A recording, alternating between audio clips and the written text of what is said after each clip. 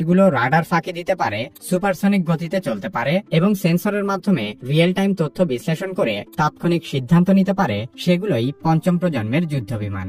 SU-57 এ এই সকল বৈশিষ্ট্যই বিদ্যমান।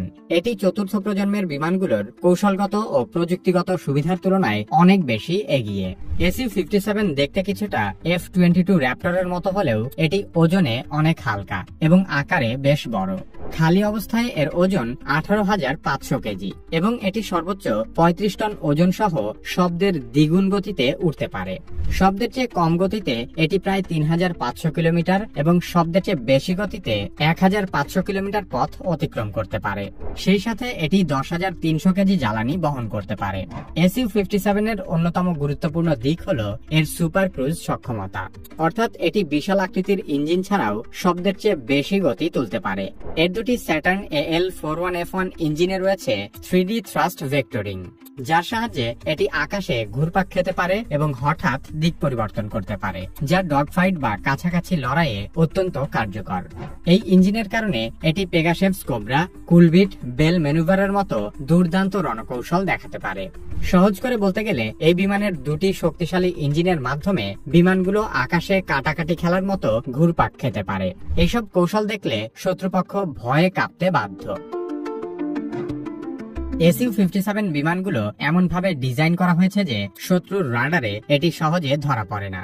এর বাইরের শরীরে রাডার অ্যাবজর্বেন্ট ম্যাটেরিয়াল ব্যবহার করা হয়েছে, যা রেডিও তরঙ্গ শোষণ করে নেয়। এর অস্ত্রগুলো বাইরের দিকে ঝুলানো থাকে না, বরং ভেতরের দিকে রাখা হয়, ফলে অস্ত্রের প্রতিফলন কম হয় এবং এর রাডারের ক্রস সেকশন মাত্র 0.1 থেকে 1 বর্গমিটার, যা স্বাভাবিকের চেয়ে অনেক কম।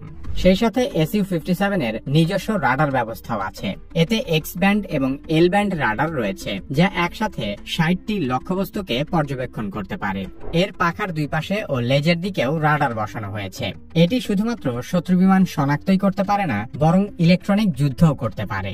তার মানে শত্রুর রাডার এবং যোগাযোগ ব্যবস্থায় ব্যাঘাত ঘটাতে পারে। SU-57 এর ককপিট যেন সায়েন্স ফিকশন মুভির সেট। এই যুদ্ধ বিমানের ককপিটে রয়েছে উচ্চমানের মাল্টিফাংশন ডিসপ্লে ও অ্যাভিয়নিক সিস্টেম। এর মাধ্যমে সকল তথ্য রিয়েল টাইমে দেখা যায়। এছাড়াও পাইলটের হেলমেটে রয়েছে হেলমেট মাউন্টেড ডিসপ্লে, যার সাহায্যে পাইলট শুধু চোখের পলকে টার্গেট লক করতে পারে। এতে অক্সিজেন সরবরাহ ও লাইফ সাপোর্ট সিস্টেমও রয়েছে, যার ফলে পাইলট 9G ত্বরণেও নিরাপদে উঠতে পারে। SU-57 এ রয়েছে মেশিন গান, বিভিন্ন ধরনের মিসাইল, বোমা এবং বিশেষ ধরনের কিছু ইউএভি বা ড্রোন। এসব ড্রোন ব্যবহার করা হয় শত্রুর অবস্থান পর্যবেক্ষণ, ইলেকট্রনিক যুদ্ধ এবং বিভ্রান্তিকর কৌশলে। লেজার ও স্যাটেলাইট গাইডেড মিসাইলের সাহায্যে এটি ভূমি, আকাশ ও সমুদ্রের লক্ষ্যবস্তুতে আঘাত হানতে পারে। SU-57 প্রথম পরীক্ষামূলক উড্ডয়ন করে 2010 সালে এবং 2019 সালে এর সিরিয়াল প্রোডাকশন শুরু হয়। বর্তমানে রাশিয়ার কাছে 32টি SU-57 রয়েছে এবং আরো বেশ কয়েকটি নির্মাণাধীন রয়েছে। যদিও এখনো পর্যন্ত এসব বিমান বড় পরিসরে কোনো যুদ্ধে অংশ নেয়নি, তবে সিরিয়া ও ইউক্রেনে কিছু সীমিত অপারেশনে ব্যবহার করা হয়েছে। রাশিয়া ভবিষ্যতে এই ফাইটার জেটটিকে 6th জেনারেশনে উন্নীত করার পরিকল্পনা করছে। যদিও ষষ্ঠ প্রজন্মের যুদ্ধ বিমানের এখনো কোনো অস্তিত্ব নেই, কিন্তু কিছু দেশ ষষ্ঠ প্রজন্মের যুদ্ধ বিমান তৈরির গবেষণা ও পরীক্ষামূলক কাজ করছে। এসব ষষ্ঠ প্রজন্মের জেট ভবিষ্যতে পুরোপুরি এআই নির্ভর, ড্রোন স্কোয়াড পরিচালনাযোগ্য এবং হাইপারসনিক গতির ফিচার নিয়ে আসবে। SU-57 অনেক শক্তিশালী হলেও এর কিছু চ্যালেঞ্জ রয়েছে। কেউ কেউ বলে এর স্টিলথ ক্ষমতা পঞ্চম প্রজন্মের যুদ্ধ বিমানের তুলনায় কিছুটা কম। ভারত একসময় এই প্রকল্পের অংশীদার ছিল, কিন্তু তারা 2018 সালে প্রকল্প থেকে বেরিয়ে আসে, কারণ তারা মনে করেছিল এটা তাদের প্রত্যাশা পূরণ করতে পারছে না। তাছাড়া রাশিয়ার অর্থনৈতিক সমস্যা এবং পশ্চিমা নিষেধাজ্ঞার চাপে এই বিমানগুলোর উৎপাদন প্রক্রিয়াও অত্যন্ত ধীর গতিতে আগাচ্ছে।